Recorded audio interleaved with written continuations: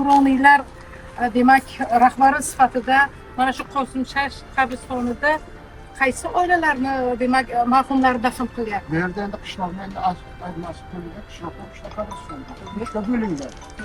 Har kuni endi masalan o'zi boshidan qo'yilgan odamlar bor. O'sha qabriston o'shalar qo'yilibdi.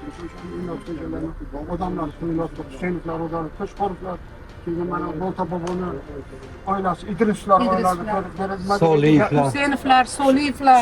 Soliyevlar. Shayxona aholisi. Demak, Familiya bilan nima? Shayxona. demak Shayxonda yashaydigan barcha fuqarolar mana shu Qosimshayx qabristonidan Uchga bo'lingan. foydalanishga haqlidirlar.